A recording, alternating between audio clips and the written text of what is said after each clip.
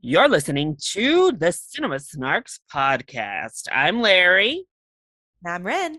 and today we're going to tell you how we really feel about Fantastic Beasts and the Secrets of Dumbledore, as well as the Fantastic Beasts series and how it is stacking up amongst the Harry Potter filmography.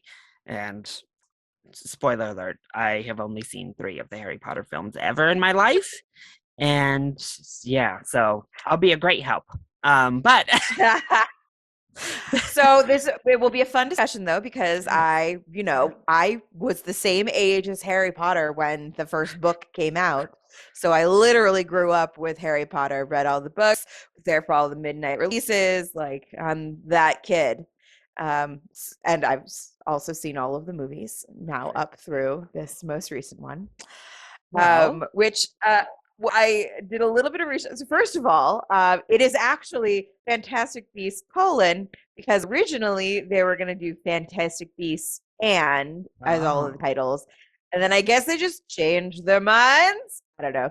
I think it's a great example of what is not working great for this series, which is a general sloppiness of the whole thing. If you don't know, just Fantastic Beasts, The Secrets of Dumbledore, follows Professor Albus Dumbledore, who knows the powerful dark wizard Gellert Grindelwald is moving to seize control of the wizarding world. Unable to stop him alone, he entrusts magizoologist Newt Scamander to lead an intrepid team of wizards and witches. They soon encounter an array of old and new beasts as they clash with Grindelwald's growing legion of followers. The film is once again directed by longtime Harry Potter director David Yates and co-written by J.K. Rowling, and Steve Kloves returns for the first time in this Fantastic Beasts franchise. So she co-wrote the script. She wasn't entirely responsible for she was entirely responsible for the first 2 Fantastic Beasts screenplays. My suspicion is that she wrote the script, and especially after the reception of Crimes of Grindelwald, they brought Steve Kloves back because he was the screenwriter for the majority of the Harry Potter films, if I'm not mistaken, if not all of them. Help her to kind of work the screenplay. To varying results, I would say. Because personally, I'll just put this out there now. The first Fantastic Beast is still my favorite of the 3. It's still the one I definitely enjoy that one much more than these 2 sequels. As a Harry Potter fan, though, this film definitely starts to lean way heavier toward Harry Potter than it does Fantastic Beasts. This is much more a Harry Potter prequel, whereas the first Fantastic Beasts pretty much felt like its own little world with Harry Potter references thrown in. This is like, okay, we're setting up for events leading into Harry Potter much more directly. So how did you feel about the film itself? I thought it was kind of boring. It was just really long. The pacing was just bad, right? Like it took a really long time to get through it. I think the movie altogether is 2.5 hours, which again, pretty average for a Harry Potter film. I know, and I know we say this all the time, and it feels like a just lame criticism of films. But as I said when we talked about Drive My Car, there's a difference between a long film that feels long and a long film that is necessary to tell the story. So I that's why I was asking about the script writing, because my feeling was that this would be better as a book. Like whatever they're doing would be better as a pacing book. And that's so what's very strange about it is that one of the things about the Harry Potter books that make them really good is that they are page turners. They're very engaging, and you can devour a 400-page, 700-page Harry Potter book in a few days. And that is not translating to these films at all. Well, that's been a big criticism is at this point we're really seeing it, and people are, I don't know, that she has thing with J.K. Rowling. Obviously she has a very large group of people, specifically a very large group of Harry Potter fans, who are not happy with her and do not like how she's chosen to publicly express herself and The hill she the views, chose to die on. the hill she chose to die. They're not happy with it. She does, however, still have, well, females who agree with her line of thought, obviously very much support her, but also another group of Harry Potter fans who are still like, I don't know. There's a group of people who really are able to separate well, and they're like, I don't know if I love what she's saying, but I support her ability to say it, and I'm going to stand behind her. It's a weird thing. So there's those that have defended her and have taken criticism towards her writing skills as like a personal attack on her novelist skills. There's a very big difference between writing a There's a novel difference. and writing a Yep. screenplay. She is not a good script writer. I feel like after She's 3 not a good films, writer. it's a pretty evident thing, because even though I really enjoy the first Fantastic Beasts, it has a lot of screenplay problems still. Like the script is a big hindrance to that first Fantastic Beasts film. And with Crimes of Grindelwald, she went off the rails. Like that screenplay is It's worse. horrible. Yeah. This one is better than Crimes of Grindelwald as a film and as a screenplay. But part of me is like, I feel like they brought Steve Kloves in. Otherwise, I think it might have kept going down that just like, what the hell kind of. What is happening? Yeah. That's how I left it. Which again, Yeah. yeah, and I've seen all of them. So like Patrick sort of dropped in partially while I was rewatching the second film to prep to see, right? Because there's a huge gap between the last one and this new one.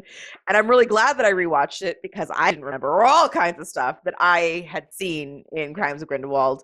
But like he was like, wait, what is happening, and who is this character? And he had no way of engaging with it, and he had seen it before. He just couldn't remember anything about it. And also, I think because he hadn't read any of the Harry Potter books, I think it relies really heavily on you just understanding a lot of the mechanics that they explain in the books and they explained in the movies, like port keys and apparating, and like there's a scene in the second movie where he's all wrapped up in the Ezra Miller character, this big scene, and then he just like vanishes, and Patrick was like, is he dead? He's gone. And I was like, no, he apparated. But how would you know that unless you were a nerd who's like, yes, they all just pop, and then that noise means they've apparated. Yeah, like and it so the movie is not accessible to non-Harry Potter fans, and even Harry Potter fans like myself kind of bored.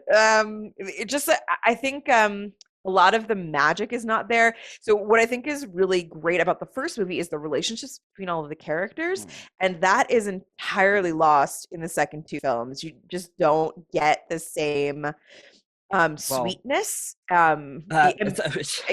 I was like, controversy, like some tea that is just a rumor, but is that Catherine Waterston, the actress who plays Tina, the big reason she's all but written out of this film is that over the summer, while filming was kind of going, she publicly called out J.K. Rowling and disagreed with her on public platforms. And Tina pretty much is written out of this film. Like, it's a pretty lame excuse.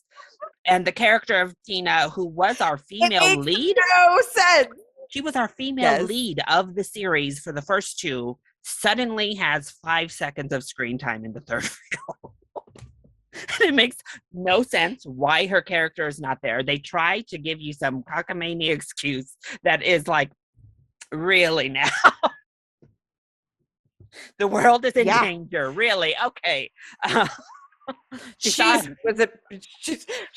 promoted. That's what their excuse is. She was promoted and she's role busy. From the first Fantastic Beasts, homegirl that was the leader of the U.S. Court of Magic, or with Magistry.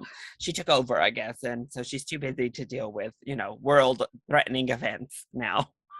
As the leader of the United States. I'm glad you have that information, because I also thought that was really weird, and it's pretty funny. that because it also explains why they're weirdly trying to shoehorn and swap it. So, well, maybe Tina isn't the one he wants to be with, and he should be with his assistant. Oh That's the God. new like thing I they're hated trying to that like shove assistant down my storyline. throat.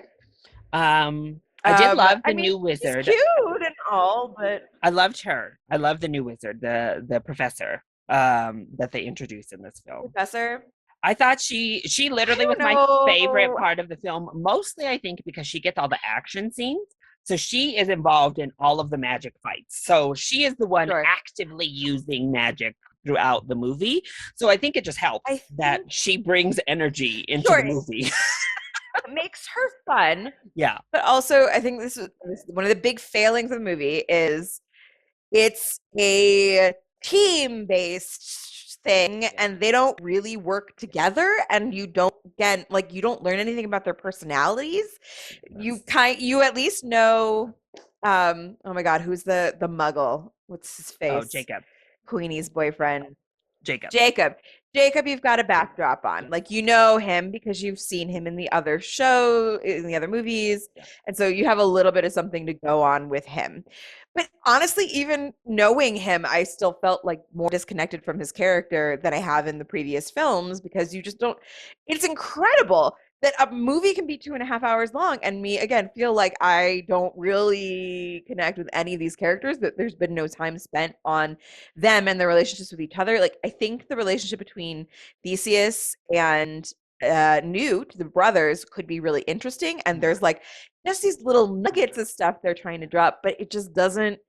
It is weirdly bogged down in its own magic and spectacle instead of and just like loses all of the parts of it that would make me care Yeah, the to same thing. continue Newt watching and it. his Yeah. assistant. Maybe I could have been on board with that if they did a good enough job. Like I don't know, movies feel like they can just give us Develop it all. longing glances all the time, and that constitutes like building of like chemistry, and that's not the case. Like I don't. Like having just rewatched all of them, you can't. No, you're not. You cannot go back and do the same thing again with a new character because you fucked up with the actress. Like they should have just recast Tina if that was the feeling, was that like we don't want to work with this actress anymore. Fine. But like they literally started with this whole thing of he's in love with this other person, this Lita, this person who's unattainable, who's not right connected quite right, who loves him, we think probably, but just there isn't quite, they're not synced up and she's not for him. But there's this other person right in front of him that's a great fit for him. And now we're gonna in this third film, so but maybe there's this other person right in front of him who's a But good actually fit for not. him, and it wasn't that. Like, Spoiler alert, but actually yeah, not. yeah. We're literally going to come back to this. Like, um, so yeah, we'll say this. This is going to be a spoiler review because we're already there. Literally, they bring Tina in at the very end of the film. They glance at her once, like watching a TV screen of what's happening at one point in the movie, and then they bring her in at the very end of the film to remind you these two still love each other. They're like hint to rekindle as they go into some other situation. That's like her scene of the movie is meeting up with me once more at the end of the video. I mean, it's yeah. asinine. So, and that's my problem. So, what I Yeah, told one of just my write her out friends, if you're gonna write her out. yeah, what I told one of my friends is that what I think they should have done is Fantastic Beasts and Where to Find Them is based off of a small book, right? It's based off of a supplementary book, basically, just to build Yeah. out more Harry Potter lore. So you make either a one-off movie Sure. or you can make an HBO Max series about Fantastic Beasts and Where to Find Them. Follow Newt for a series, like maybe one season of him, and you get to meet all these cute creatures, or one film and be done with it. The story they wanted to tell was Dumbledore and Grindelwald. Dumbledore and Grindelwald. That should which have been is a very cool story. that Yes. should have been the focus Give of me your their fucking series. yeah. We should have started what I wish they would have Yes. done. They should have started in college when Dumbledore and Grindelwald met each Yep. other. So we got Falling the in love. relationship. Yep. We see them fall in love so There's- that the breakup is heartbreaking and we get the heavy emotional stakes There's of this- what has to be done. Yes. That's the story. Yes. And then there's this very dramatic stuff that happens with his brother and his sister. Like Albus Dumbledore has a fascinating history, and that is a story I want to hear and I want to be. There was, back in the days before J.K. Rowling was a monster, there it was a really big deal that she revealed that in the books she always thought of Dumbledore as gay. The Dumbledore was gay, and it was like, oh my god! It was like it was headlines all over the place that she had declared that Dumbledore was gay, and the anti-gay people were like pissed, like retro, blah blah blah, whatever. And then everybody else was like, "That's incredible. That makes a lot of sense." And then as you read it, you can see like, "Oh yeah, that Grindelwald thing, that's a thing." And that is an interesting story. That is an engaging story, and that would have been a really nice, relevant story, especially like for the fandom. Like, there's certainly, in the context of all of this J.K. Rowling saying stupid shit, there are people who have pointed out that it's kind of sad that these books were so they were so connecting for LGBTQ kids, just kids that were weirdos, the ones who felt out of place, the ones who just didn't feel like they fit in. That was the draw of the books, and these books made these people feel better. And so having a story for the Harry Potter fan base that focuses on this huge character with an incredibly fascinating background and his gay relationship and all of that and how it fit into the wizarding world would have been perfectly engaging and interesting. And they did Newt Scamander instead because I'm assuming J.K. Rowling wanted to like play around with lots of mystical creatures. And I think artists can do whatever they feel like, but honestly, I also feel like the Fantastic Beasts is weirdly lacking in the amount. It's certainly Crimes of Grindelwald. The last one like felt like it was really didn't have enough of those creatures. This movie has done a much better job. This story has done a better job of like focusing on a creature at least. There's one creature that's very literally integral to the story. So the Chillin, so cute. This baby Chillin that they have is freaking adorable. I loved him. And they bring back, like my favorites. He's up here. The little Niffler. He's still the Niffler, MVP of the whole series for me. I love the Niffler. Yes. The little pocket. There's the crab walk thing. That was fun. Yeah, the Fantastic Beasts, and then Newt. The Phoenix folling he doesn't, yes. But like, I mean, the whole thing is Newt is supposed to like Newt doesn't get enough. There's not the I don't understand the point of why Newt is the person. Like, it doesn't make any sense because they don't use his creatures as much as it seems like it would be necessary for you to be like, I need a magic zoologist. That's the only wizard in the entire world. And that's the other thing is the team itself doesn't make any sense. The team, like Ocean's 11, right? Let's use that as our like prototype for like great movie team building. Each person has a skill that makes them particularly well suited to this mission. And okay, I guess each of these characters maybe has something to bring to it, but like, so they have Lita's brother from the last movie, and can we talk for a second about how they retroactively made him feel sad about his sister? Like, he's doing this because he feels bad about his sister dying. His sister, who intentionally martyred herself for her brother, for Newt and his brother, and who he hated because she was the love child of this evil white guy wizard that used a curse to steal his mother away, and then she died giving birth to his sister. Like, there's no part of the story that says that he should feel bad about this. They just like built that in randomly, and it makes no sense. So he makes no sense as a character. I was over him. I'm sorry. Yeah.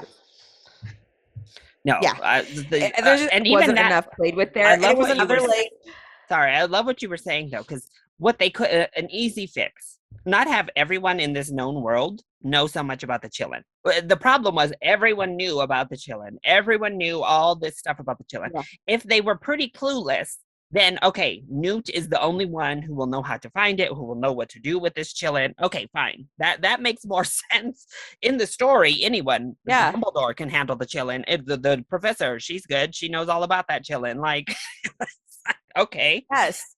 They reduced it to like the box, right? It's the box in the movie. Yeah. It's like the thing in the box. I don't need to know anything else about it. Blah blah blah blah blah blah blah. It's the thing we need. Yeah. That's it. And yeah, and that's it's just like step by step, none of it is engaging. None of the characters engage with each other. And this story really, again, had nothing to do with the Fantastic Beasts storyline. Now, this was, so the Crimes of Grindelwald really failed because it tried to find a way to merge them, and it couldn't. It really couldn't. And this film tried to keep the Fantastic Beasts around while we fully transitioned to the Dumbledore story, but it ultimately left them just sitting there, like without really any purpose. Like Jacob has no purpose in this film. Like, I mean, he's just there because we know him from the past too. We like him. We like him. He's Newt, good. He's our lead you need character. Nuggles so. Too. That's the whole thing. There's also like, I mean, I guess it's part of Queenie's. Just not good. It's part of Queenie's turn, but I hate what they did with Queenie's character still. It's still, that was the worst decision they made in Crimes of Grindelwald. And they didn't know how to fix their mistake from Crimes of Grindelwald. So it ended up being this really halfway done story for Queenie. Like her story was not well developed in this film. And yeah. It just really frustrates me that they ruined probably my favorite character from that first film. They just took everything they did in the first movie and they just undid it, which is what kind of sucked, right? Like they spent the whole first movie. Well, no, they did in the last movie and they undid it. So what they did in the last movie was basically turn Ezra Miller's character. What's his character name? Credence. I forget. Credence. I was like, it's like Ezra, but it's not. It's some other hillbilly sounding name. Credence and Queenie. So they spent the last movie turning Credence and Queenie, and then they spend this movie unturning Credence and Queenie and giving them reasons to go back to where they were before. What is the point? Don't make me sit through another movie to retroactively fix everything you did in the last movie. Again, we're going to make Newt and Tina get together in the second movie, and then we're going to undo it in the third movie. What is happening? Credence was so pointless. Nonsense. And it's, I think, so pointless. It seems like it's, okay, so I read that originally this was supposed to be a 3-film deal. Now it is a 5-film deal. And whatever, I'm not going to stand between anybody and their desire to make extra money off of Harry Potter things. See, here's one thing I will say. I will probably go see all of the Harry Potter movies because you know what? They are gorgeous. They are pretty, and I like that world. I like sitting in that world. The design, especially Harry Potter world in the 1920s, is incredible. It's Art Deco, Art Nouveau, and everything I love in design aesthetic with magic. It's just what I want. The costumes are incredible. The set designs are incredible. The props are all fantastic. Production design is top notch.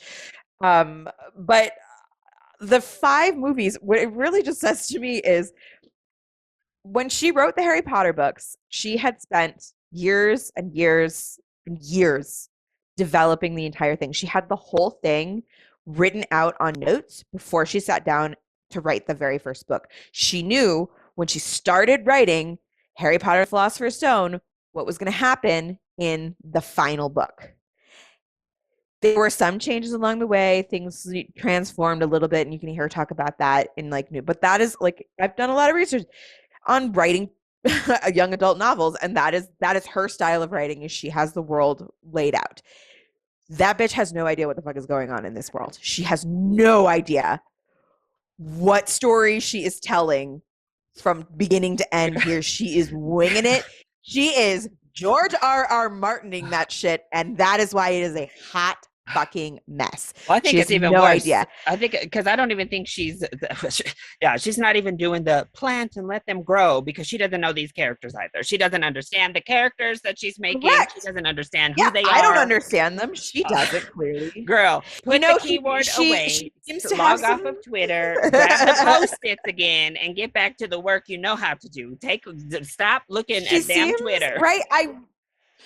I really, really wish that I really wish I would have loved to learn about the past, about Dumbledore's past, about like have a full book, like a full fleshed out like history. Because that's one of the things I really liked about the Harry Potter books is that like she really does have a lot of history going back and like what, there's the generation four, there's a whole storyline of like what happened with Harry's parents and Snape and like all these other characters that he meets later on. Like she's covered the generation before. She has that all like down.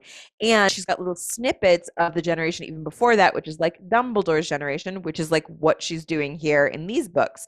And I would have loved to know more about that. The Grindelwald thing is basically like, it's their version of Hitler. But I think the part of the problem is that they have leaned too far into this very obvious allegory of Hitler taking over Europe instead of creating a new story and letting like right like again like there could have been a lot of drama associated with Dumbledore and Grindelwald and like all of the homosexuality issues, especially for that time period.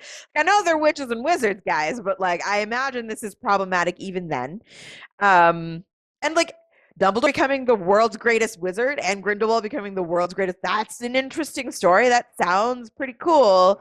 But they decided to, instead of focusing on this totally, totally viable like problem and do the like muggles and magics aren't allowed to get married and pure bloods versus non-pure bloods, which again was not like a thing. I don't know.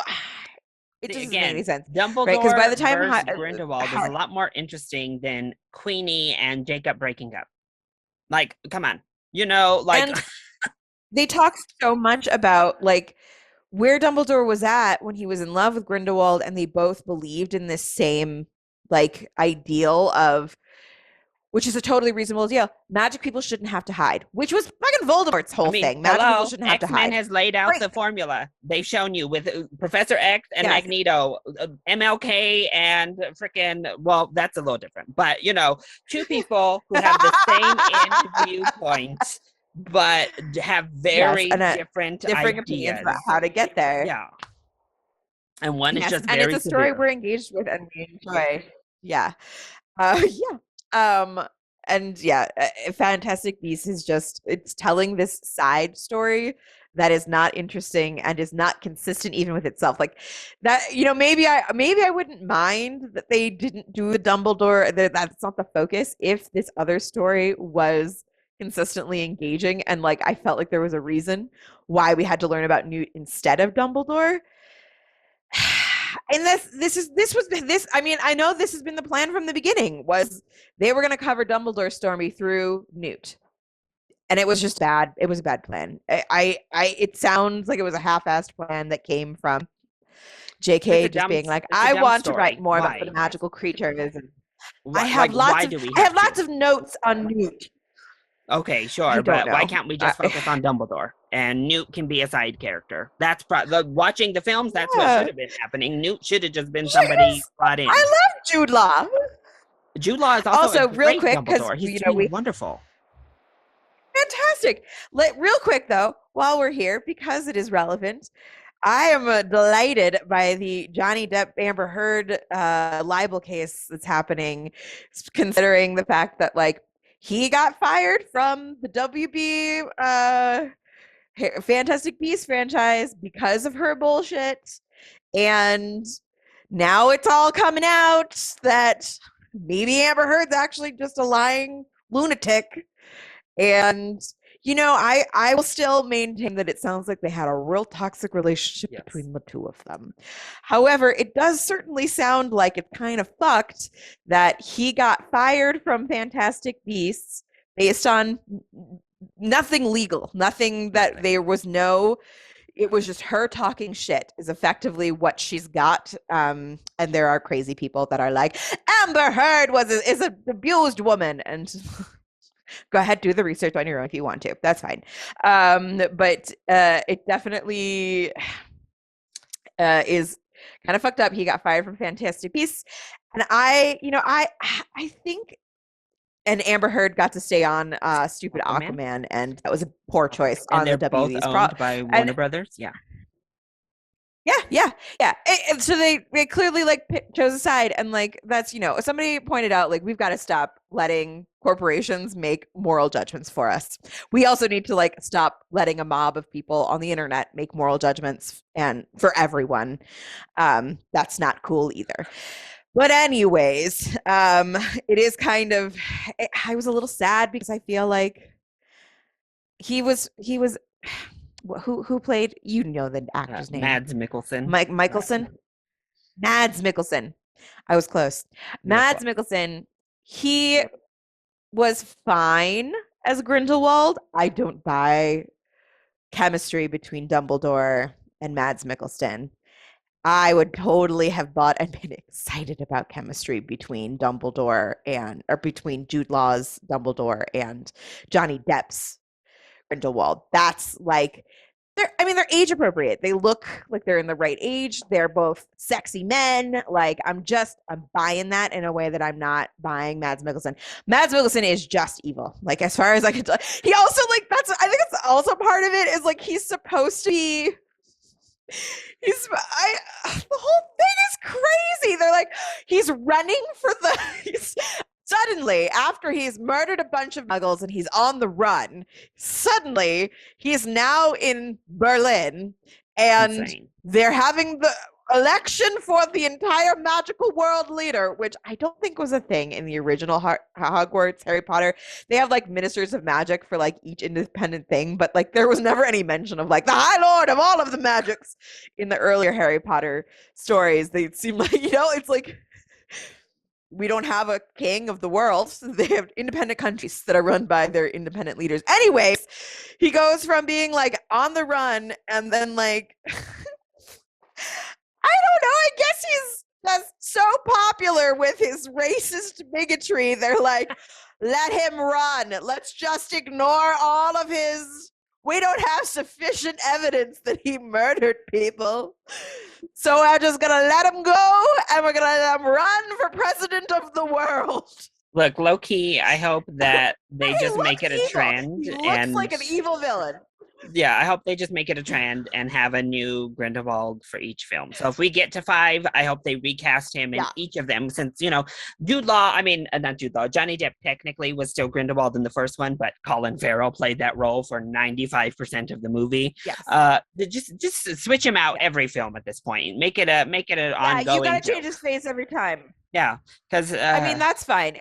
Well, why he can change his face? That is a thing. That is a mechanic that exists in that magic world. What happened to sure, this is another thing I think they got nervous because they got so much backlash on. What happened to Nagini's character? Yeah, what happened to Nagini's character? She went with them. She was a part of the group at the end of Crimes of Grindelwald and just poof, not even referenced in this film. I don't think she was. She wasn't. Oh no, she was with Credence. Right? Newt. No. She went with Newt. She went with Newt and Theseus. She's the good people. She tried to stop Credence from going. Did she think? She was like, he think she was a fantastic beast? Does he have homegirl locked up in the suitcase with the rest of the animals? Is that what we're to believe, or what's going on with her? She's vanished. Also, that was like a cool thing, right? There was this whole thing about how Nagini was going to be this snake. I wanted to know what her journey was. How does she go from being a mostly abused snake, they wrote her out of the story, afflicted thing, to Voldemort's special snake? Please tell me. No, she's gone, vanished. Great. That's Mary, this is what I mean. It's a hot fucking mess and she's got no idea what she's doing. She's just flying by the seat of her pants, writing these movies. And that's kind of the whole thing with J.K. Rowling at this point is she's so rich and so famous and so powerful She doesn't have to think too hard about what she's doing anymore. She just does whatever the fuck she She can wants. just, And people roast. yeah, And that's all we can do is roast her ass every chance we that's get all you can and do because, throw our hands up. yeah, I do yeah. hope, especially because the box office returns have been the worst of all Harry Potter films thus far, including the Fantastic Beasts films. So that Warner Brothers is actually going Do you under think they'll make another transition. two? No, so they're going under a transition. It's now like WB Discovery, which is overlooking everything currently. And they have Like said, Discovery Plus? yeah, so Discovery like overtook Warner Brothers, so they own them now. Okay, And they're okay, doing like this okay. investigation, and they have said 4 and 5 are not guaranteed. We will make another Fantastic Beasts after we see what happens with this one. So that could be the end of this series, is what we saw here in the third one. If not, at the very least, I hope they do not hire her to do the third script. I know it's risky with the person who runs everything to do with that world, but at some point you have to tell her this is not your skill, girl. Like your screenplays are tanking the series. Yeah. I'm sorry. She's George Lucasing her own stories. You can be like George R.R. Martin. There we go. We'll talk. Give us notes. You can give us bullet points of where you would like these characters to end up, and then we'll hand those to a screenwriter, and they can do with it what they will. But you cannot write the screenplays I don't any know, longer. man. That's it. I don't even want to get you started on Game of Thrones and what happens when you give the TV writers that was a disaster. No, but I'm hoping maybe that. I mean, I have no faith that George R.R. Martin was gonna like put this together in any sort of coherent way, much better than they did. I mean, probably better than they did. Honestly, I have no faith he's ever going to write any more of those books. I don't think he wants to. I don't think he has to. So I don't think he will. But well, here's the thing with him. Then I don't know. I don't stop teasing people and being like, "I just worked on a new Aria chapter," and that's what he needs to stop doing. Just stop talking about it altogether. Agreed. Stop.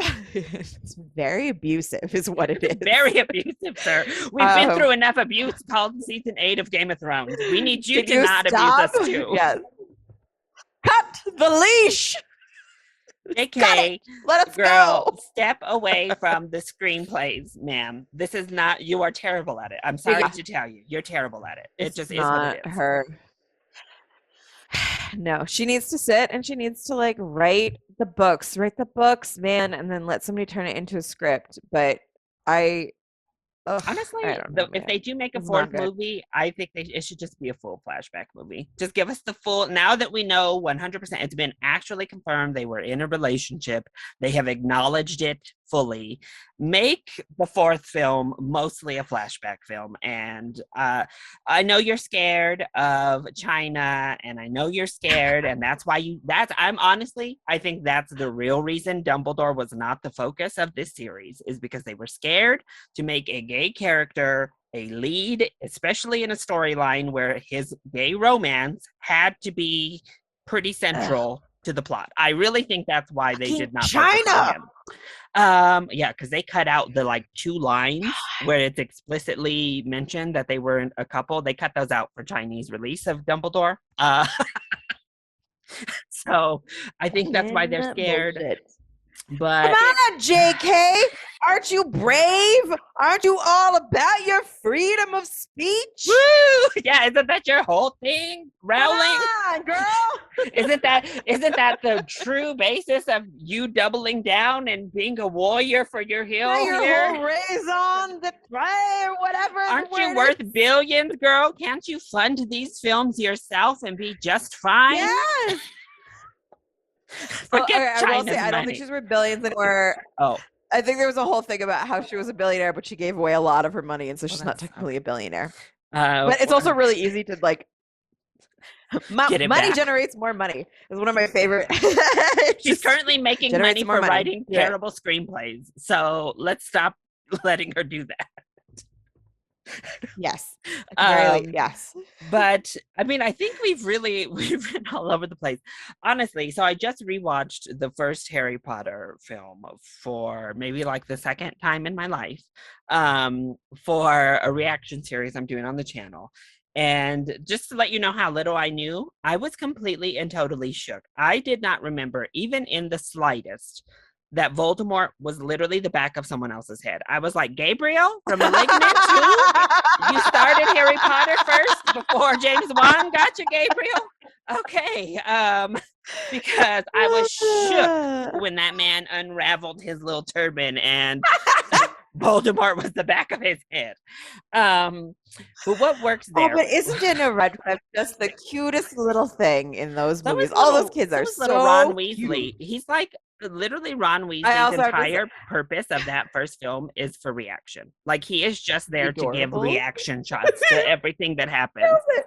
And there's no other real purpose. And my favorite, like, just little background thing is that Emma Watson, she was such a little tryhard, which is I know I'm a Hermione. She memorized everyone else's lines too, so that she knew when her lines was coming. But then she would mouth the lines without even realizing it, and they had to keep on like redoing the takes because she'd be like little 12-year-old Emma Watson, 11-year-old Emma Watson's just. Well, that's why she got cast in the role. Yeah, she's very Hermione. She's very Hermione. But what works there, so even amongst, because I think the first film, it does it pretty well. Like you said, we loved Newt and Queenie, specifically. I loved those two. Everybody loved Jacob. People even liked Tina. She was kind of the least favorite of the group. But we liked this little group of people in the first film. We liked the little beasts that we were getting to see. And that's what has failed so hard, is that they pretty much have like had less and less to do because we're ramping up a completely different story. So it's like a competing thing as we take one down and bring one up. It feels weird. And Harry Potter, that first film, it's all about their little kids' friendship. Like they are the central part of this story. We have all these side characters, obviously. Single movie is about those three characters at the core always. And people can identify with them, obviously, very, like you said, people identify with Harry. Anybody who's poor people can identify from the jump. I didn't have to live in a little attic under the stairs, but I mean, the other thing that's like brilliant about it, like identification and what people can identify with, is the houses. It's such a, like, it appeals to our tribalism on such a core level of like, oh, well, I'm a Gryffindor, I'm a Slytherin. I think that's just so everyone knows, I'm a Slytherin. Game of Thrones, even though that's like dynasty houses, you know, people grab a house. They're like, I want to be part of this group. Right. That's what works in that world. Yeah. And you don't have any of that in Fantastic Beasts. No. They barely even touch on, they could play around with like the different schools. That could be fun. Like the nationalism of like, there was like a hot second in the first movie where the Americans talk about, we went to Ilvermorny, which is the best magical school in the world. And Newt's like, Hogwarts, I think is what you mean. And like, they could play with that a little bit if they wanted to, but they don't.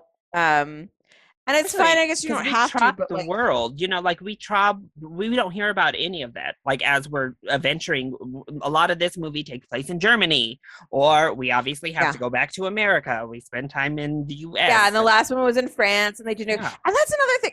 It's, you know, this is why what's great about the Fantastic Beasts films is the production design. And that's why I'll keep watching them, because I'm down to watch your fucking 1920s Art Deco Berlin styled magic world. Yes, please. I will sit here and be bored with the story just so I can see more of those cool hats. That was one thing that Patrick, as we were sitting there watching and he wasn't following anything, he was like, oh, look at that hat.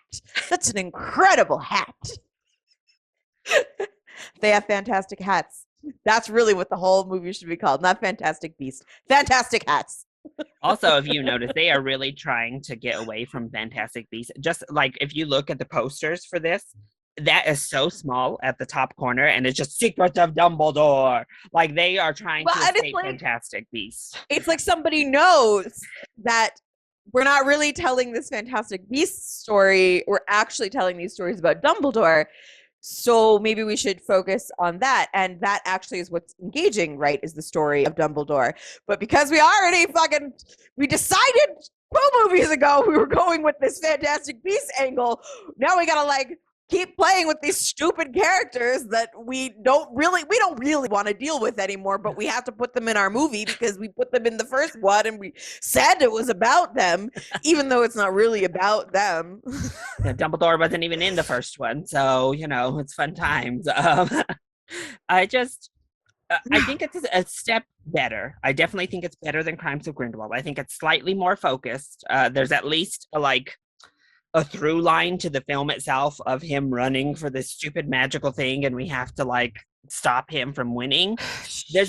Whereas Crimes of Grindelwald, it takes so long to get there, Larry. A disaster. Like Crimes of Grindelwald, we are jumping here, there, we don't know what the hell is. There's no through line to Crimes of Grindelwald. I also can I just you're talking about the through line. I don't think the through line was that good. No. It's totally unclear what the is happening. I mean, I agree. Until an hour and a half through the film, you have no idea what is it. Even when they dismiss all his crimes, why are they dismissing his crimes? Why is this even a question?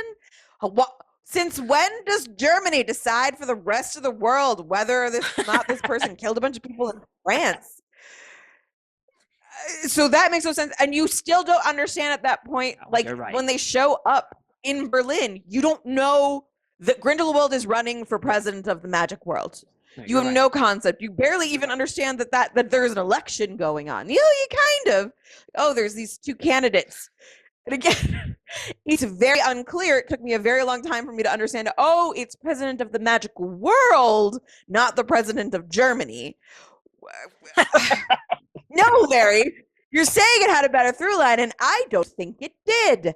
At least in the second one, The Crimes of Grindelwald, we got to follow along with Ezra Miller, Credence's little journey to find his parents from beginning to end. At least I knew. Did you see that?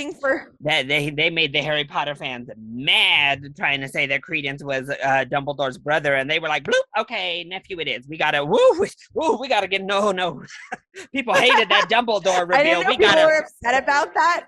We gotta dip and but dodge that's pretty that funny. Reveal. So they did a quick little. And again, this goes back to she doesn't know what the fuck she's doing. She doesn't like that. That's what was good about the books. That's what's good about the Harry Potter original is that there's nuggets at the beginning that then there's a reveal later and you're like, that makes sense. And here they reveal a nugget and they're like, never mind, sorry, we're just kidding. We're kidding. Throw the nugget away, please. At all. Here's another nugget. Try this one instead. And that's a bigger conversation about there is a good and a bad of trying to cater to fans. There's certainly some things that I think are better because doing a second Suicide Squad was a good idea. Saying, the fans all hated that last one. Let's try again and let's listen to what they're doing. To what they're saying, and occasionally, I remember when they released that Sonic the Hedgehog picture, and the fans were like, "What the hell?" So they were like, "Oh, okay, no. We'll scrap it and we'll make it look more like the game." So occasionally, it is good, but it's also you can't retroactively go back and change your whole storyline because some of the fans didn't like what you did. I know I'm biased, but commit. I really think D&D maybe should have went with some fan theories instead of whatever bullshit they decided to write for season 8, because the fans wrote a lot more coherent of a storyline for season 8 that still had death and still had disappointment, but made sense. I absolutely agree. However, but back to my original point, at least in the second movie, we had the through line from the beginning of Credence is looking for his parents. And then I went through and da-da-da. Now, there was tons of garbage all the way around on every single side that was why do I need all of this? And there wasn't enough character development for Lita for me to care about anything later on. And there's plenty of things, but for Lita Lestrange. I know. What a waste of a Zoe Kravitz. Oh my God, what's that actress's name? Zoe Kravitz. What a waste. She's incredible. But anyways, no, Larry, I'll be honest, I don't think this one was better. I think this was maybe just as boring. Yeah, for me, I like this one better. I think probably because there were more beasts in this one, maybe that's why I liked it better. Yes, Because yeah, we went back to the Fantastic Beast at least a little bit. yeah. So and I think Jude Law is really good as Dumbledore. So Yes. it just makes me wish he was the focus of the series more because I'm like, this should be our Sorry, lead. can I just speaking of, since it's already a spoiler review, why didn't they invite Dumbledore to the wedding? Why is he sitting outside sad in the snow? Everybody else is at the wedding. No, that guy who gave you that little wand, Jacob, he doesn't get it. He can't even come in. He's got to just sit And outside. Dumbledore clearly wasn't doing anything that night. Just awkwardly creeping. Sadly staring at right. Maybe it's him. Maybe right. You hit on the head with this. Larry, if there's like it was he hit on the head with this. He was trying to convey so much with long sworn off love, Ren. He's sworn off love, so he will not attend the wedding. He'll just watch sad from the outside because Grindelwald ruined love for him for the rest of his life. Well, maybe I would understand that if we would have gone over the story of Grindelwald and Dumbledore. No. Anyways, yeah, I don't know. I think they're both a lot of jumbled mess, but I liked Johnny Depp better as Grindelwald. I don't think Mads Mikkelsen. Yeah, are you kidding me? France? Little pompadour. What, like his hair? His whole look, Grindelwald's like look in the second one is just so different than the other two. I don't think his look is great, but like I think that version of I think this is part of the problem too of them like just recasting, like it doesn't fucking matter. Like different people play roles differently. I like saw this play and they had one main character. The whole thing was about this one main character. And then they had 3 different actresses play her at different points in her life. And it's terrible. It's terrible. It's not a good idea because you can't follow this character anymore because it becomes a different character when a different person plays them. And unless you have a very gifted actor who's able to like take literally what this other person do and replicate it exactly internally, we're humans, we get it, we can feel it. Like there is a distinct difference between the Grindelwald that Johnny Depp is playing, the Grindelwald which Johnny Depp is playing, and in the movie itself, which is a lot more Magneto. It's a lot more benevolent sort of dictator. Like I'm here for you. I am here.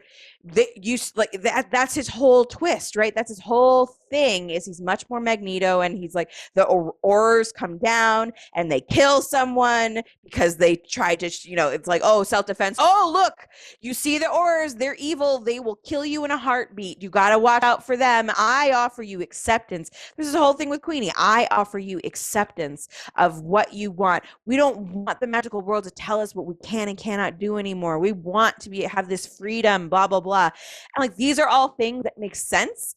And then crazy ass Mads Mikkelsen, this version of Grindelwald is just like immediately as soon as he's the leader of the world is like, fuck the Muggles, we're gonna murder them all. And this is part of the problem, is that Grindelwald's story was different. It was supposed to be different. It was supposed to not be like, we're going to murder all the Muggles, but it was going to be, it made sense because it was like, we're going to stop the Muggles from starting another war. We're going to stop them from doing it. Instead, it like instantly transformed into this weird pureblood thing, which was what fucking Voldemort's crazy thing was. And Grindelwald and Voldemort are supposed to be different. That's what I heard, is that they basically made him Voldemort this, which I don't see. I don't have insight on that because I haven't really, I've seen Voldemort very little outside of memes online. I've seen Voldemort, but not really. I like to reiterate, it's her world. If that's what she wants to do, that's what she wants to do. But she, stick with your own fucking storylines. And your indication in the last book was there. What is the point? There is no point of me telling the story of Dumbledore and Grindelwald if it's just Voldemort 1.0 beta, right? Like, doesn't it make you really appreciate like Michael Fassbender and James McAvoy, because they play different because they're in a different part of their time, but they play very different Professor X and Magnetos, but like they still have that in them that you're like, okay, this makes sense actually. that you're going to become this as you're like an old man. You'll become Sir Ian McKellen. Yes. Like Michael Fassbender, you're like, oh, yes. What good actors. But well, and like so, and that from a storyline perspective, I would say that the Johnny Depp version of Grindelwald, that made more sense to me. Of like, I could buy why Queenie went with him. I could buy why. Or like, let's talk again about how like they're like, let's set something up in the second movie and then undo it in the next one.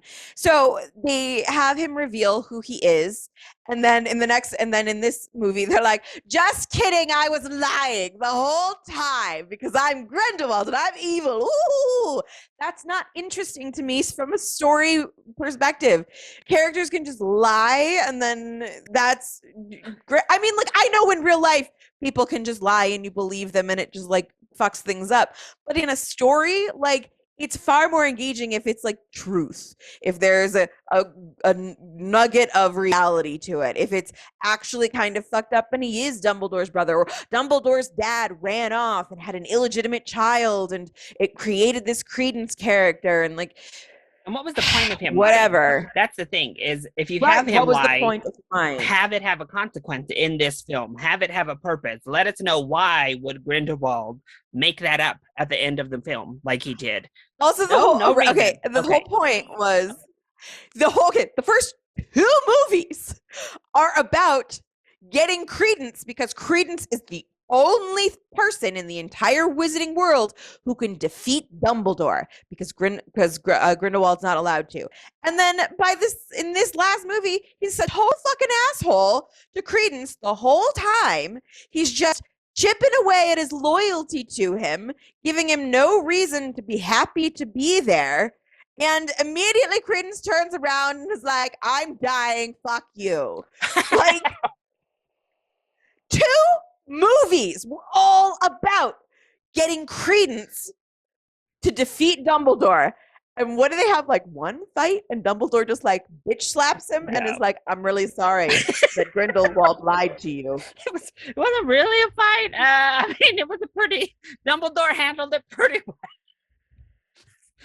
Sit down, child. So Larry, no, at least the second movie made some sense with the first one and was like consistent. This third one is like, doesn't make it. It deleted everything from the story. So what they did, I'm trying to think, what was the last series that really did this? Because there was a series that did, Star Wars. So they actually kind of did what Star Wars did, is they saw the reception of number 2 in their trilogy, and they saw fans lose their mind and be like, what the hell, this is terrible. And they just retcon everything. The third film then goes back in, takes the decision that people didn't like or things that people were upset about, and decides to, instead of keep writing to make it interesting or keep writing it, or to just justify your decisions. Like, they just retcon it. You're allowed to upset your fan base. I'm telling you all right now, as a nerd, as a person who is part of many fan bases, you're allowed to upset me, and then explain to me why you've done this. That's why people don't. I think that's what people don't understand, is why Game of Thrones fans get mad, why Lost fans got mad, why all these fans get angry to the point that they get angry. It's not because you've done a decision that leaves us unhappy. It's not that you've made choices that are not with what we wanted you to do. It's because they're terrible choices. Like, they don't make sense thematically in the context of your story. They're stupid. Because we're paying attention. Because we know your world very well.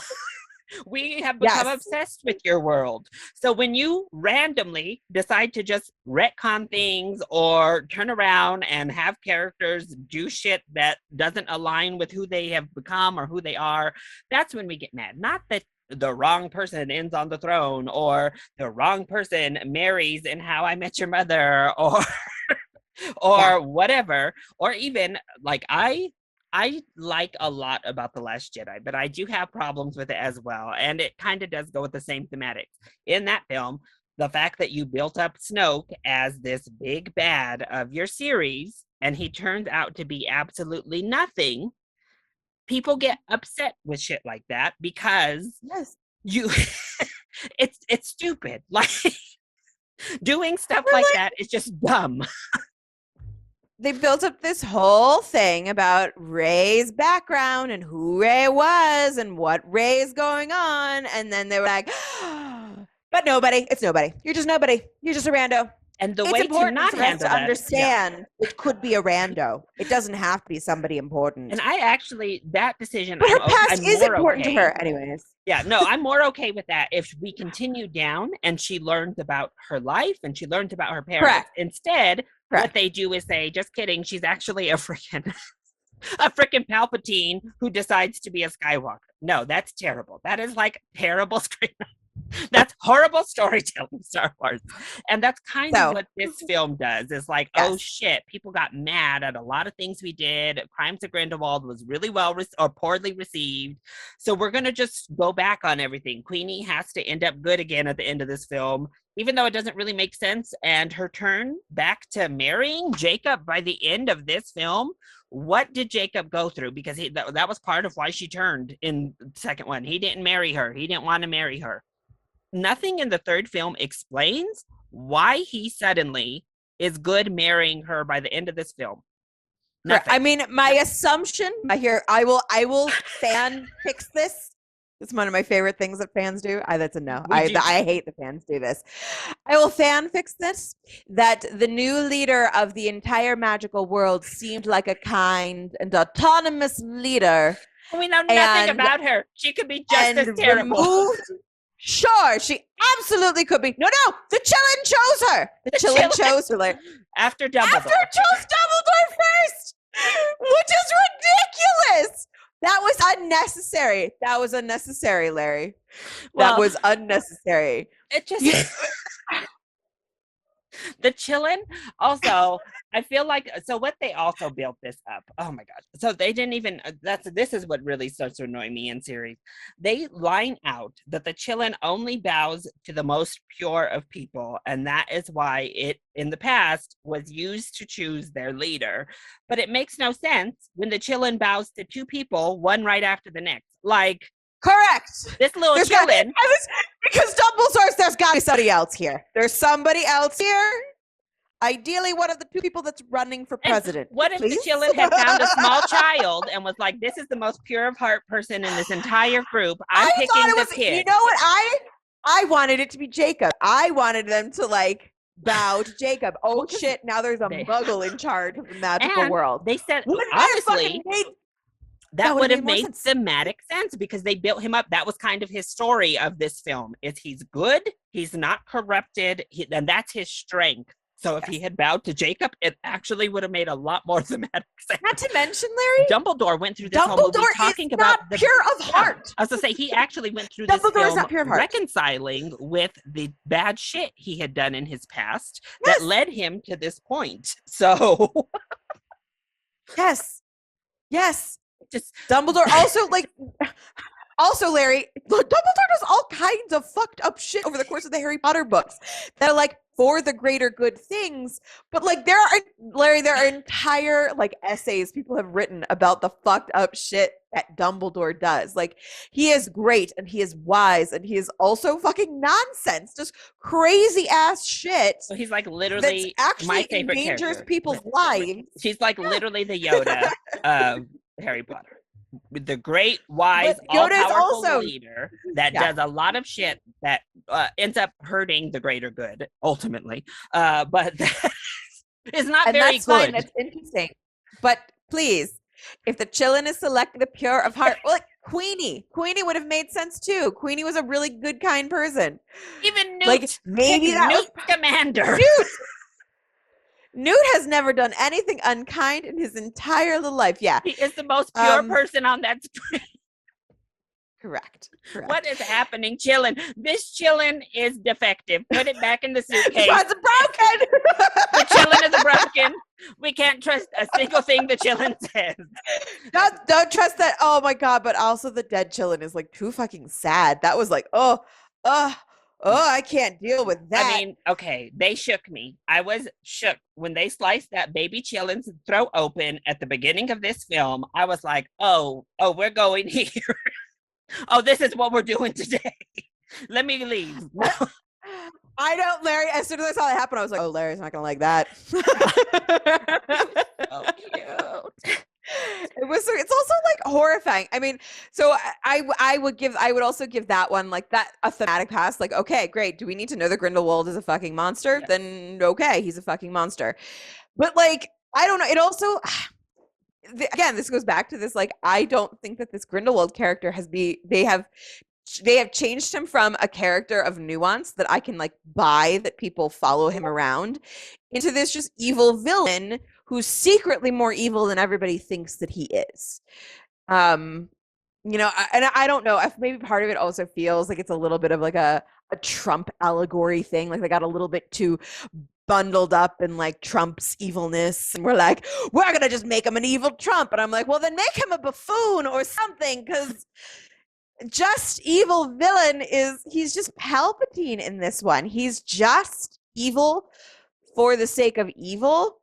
And that was like, you know, the thing is, you need to buy that Dumbledore believed in this at one point. Yes. And I don't like when he turns around and his like final little monologue is, I'm going to use an unforgivable curse where I torture a muggle in front of all of you.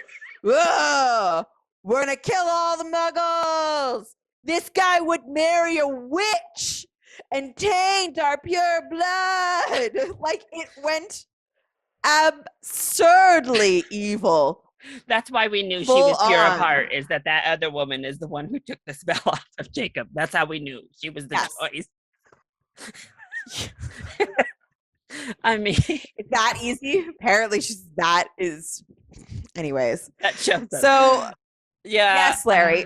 I know you're trying to say that this one was better, which you're entitled to your opinion. I think because I am a stickler for story, this one is worse. This one takes it right off the rails. It just dove right off the Hogwarts Express and into the cavern beneath. Just to be clear, I just need to know, so Crimes of Grindelwald and then Secrets of Dumbledore, are those the two worst Wizarding World films to date? Yes, absolutely. I like the Harry Potter films. My only complaint about the Harry Potter films most of the time is I like the original ones better. The first like two, I like the Chris Columbus ones. I feel like they're more fun and more magical, and they get really dark. I hated the werewolf. I thought that was the worst werewolf design I've ever seen. It was nonsense. It was a weird like Slender Man werewolf. No. That's not what wolves look like. So wait, David Yates directed what, the last 4 of them? I think so. And now he's directed all 3 Fantastic Beasts. Pardon me. I mean, I know the money has to be good, but I'm like, this is really strange to keep this one director around for this long on a series like this. Yeah, I don't know. I like the earlier ones better because I think like they focus on the magic. I think they were also a little bit more loyal to the books. The books do get very long. My other big criticism is I don't think the last movie needed to be divided into. The last book needed to be divided into 2 movies. That seemed like a blatant money grab. Trend. Especially when they ended up adding in a bunch of stuff that wasn't in the books, and this weird dynamic between Hermione and Harry. They started the trend, right? This was Harry Potter was the one that started the final book split in 2 trend, I believe, actually. Yes, that was the first. Yep, because Twilight and Hunger Games and all them followed suit. But and you know what? I don't appreciate it. It is a blatant fucking money grab. And well, especially when you watch I've seen so this will really get all y'all mad. I've seen all the Twilight films, and I've only seen the first couple of Harry Potter films. I have watched all of the Twilight as well as all of the 50 Shades films. So there's that. But specifically Hunger Games, because I love the first 2 Hunger Games movies. I think they're both great. And then the second 2, I think they're okay. I don't think they're bad. However, while you're watching them, they should have been one film. Like there's a lot that needs to be covered, I guess, in that final Hunger Games movie. They shouldn't have split that final book at all. So we'll see when I get to Harry Potter, what is it, 7 and 8 or 6 and 7, and see how it goes. Deathly Hallows Part 1 and 2. If I'm like, oof, what the hell? Yeah. This is too So, much but for one. those are my only criticisms of the original Harry Potter Where movies would the overall. Fantastic Beasts rank then amongst the Harry Potter films? The first one for you. Oh, Is it better than any of them, or is it number 3 on the worst? Is it just the Fantastic Beasts or the bottom 3? I don't think so. I think I think it's all of the Harry Potter films and then Fantastic Beasts just below Okay. it. There was something about Fantastic Beasts that made me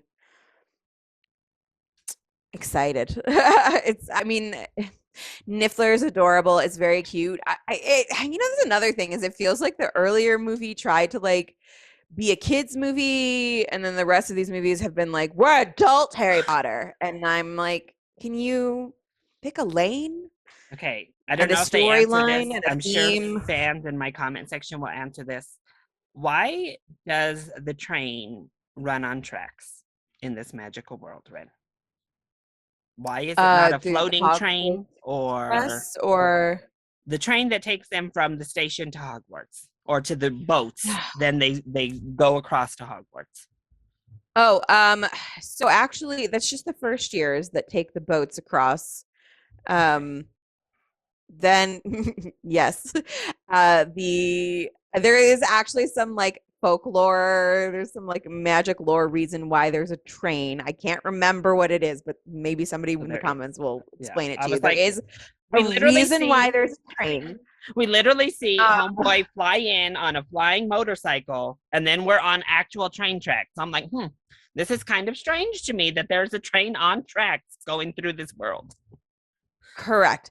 So, only the first years go across in the boats. Okay.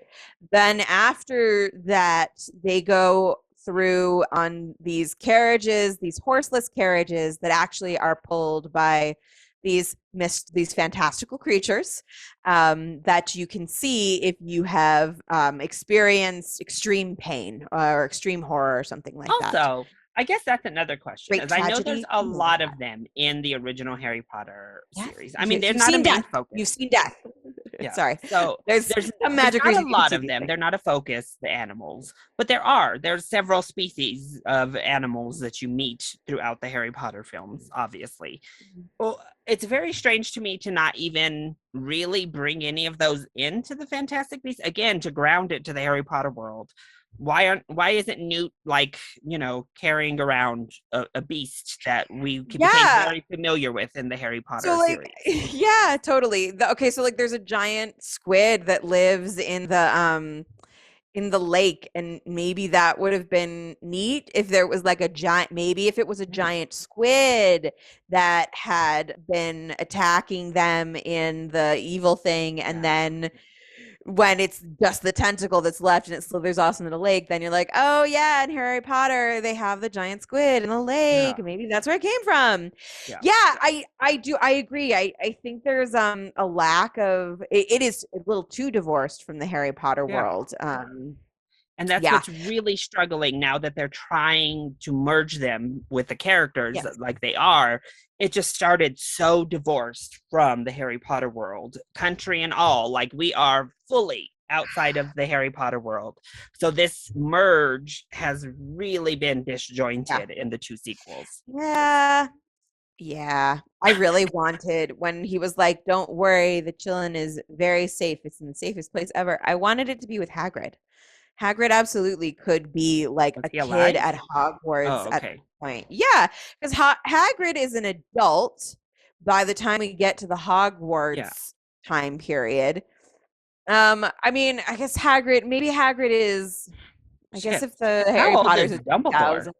Dumbledore's really fucking old. I mean, actually, now that I'm thinking about it, I'm like, so these movies are taking place in the late 20s. They must be in the late 20s because it seems to indicate they're zooming up on World War II. So maybe this one's more 30s. Yeah. But the first one is definitely 20s. Yeah. So maybe Hagrid wouldn't be born yet, but I think there's still a little. I'm like, Dumbledore is already middle-aged here. Like at least in his 40s. How old is he at the start of Harry Potter? Over 100. He's very old. He's crazy fucking old. Over 100 years old for sure. But also that means that McGonagall is crazy fucking old too, because she's an adult working second at one, isn't she? Don't they show her real quick, Professor McGonagall in Crimes of Grindelwald? She's in the third one. She comes and tells him that there was the vote for Grin to like. That was a nut like. Sorry, I'm just gonna go back to this movie and why it doesn't like make any sense. It was like, let's send him on a mission to tell him to make the decision that is hard, but not choose right over easy, and he picks easy. So it was like a great. So that was an entirely pointless mission. So you like. I understand that there was this whole thing about how like, oh, they have to be nonsense missions so that we can that's a you know what, Larry, that is a terrible writing device.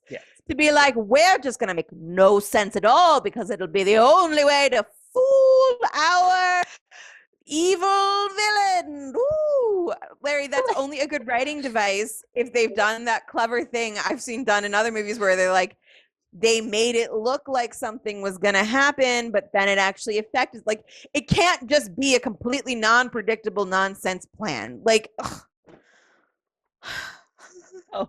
ultimately, from a non-Harry Potter avid fan and a Harry Potter avid fan, Secrets of Dumbledore was a convoluted mess overall. It's too long for what they did. And unfortunately, what was accomplished in that 2.5 hours? Unfortunately, it leaves the Fantastic Beasts series in, at the very least, as much disarray as it was before, without giving it any solid direction to move forward on. I mean, I guess we know what the story will be because we're supposedly leading up to the big final battle between Dumbledore and Grindelwald is what the series was going to end up at some point. Right. Now they've broken that little gem so they can fight each other. So there you go. But this was not. They should have just done 3 movies about Fantastic Beasts and finished it, and then done 3 movies about Dumbledore and Grindelwald and finished it. Like, that's the other thing. They spoiler, they killed off Credence, who is the main character of the first 2 movies. That they're killing him off now. He's not dead yet. And maybe they'll save him. Maybe he will be the savior of everyone. Who knows? Maybe he'll blow up the planet. And Harry Potter never actually happened. Could you imagine they blow up the planet and retcon Harry Potter never actually happened? It's all a dream. It was all a dream. Dumbledore's floating in space and he's like cocooned himself and he just dreamt up Harry Potter. Vision. Yeah, there we go. Woo, the people. See, that's how you get the people real mad. Do some bullshit like that and the people will riot at the theater. But yeah, wait. Control the world. If you are a big Harry Potter fan, I mean, honestly, I'll say wait for streaming. You know you're going to probably check it out because we're all sadists like that. Like, once you're attached to a world or a property, even after it's gone off, it's just really hard to pull yourself away. So you know you're going to watch it at some point. So I would say you can wait for the streaming, but as I said, it is really lovely to see the set designs. The effects are also really well done. Yeah, the effects, the magic fights are fun. Are very cute. The magic fights are fun. Yeah, like the components of the movie separately are enjoyable. The problem is none of it fits together in a coherent. This is quite literally the definition of a turn your brain off blockbuster. If you can turn your brain off and just look at the pretty screen and giggle at a laugh or two. It loves gold coins. Look at him go. Oh, it's a Dumbledore. Okay, I know him. And just keep it pushing. I think you'll have a fun time.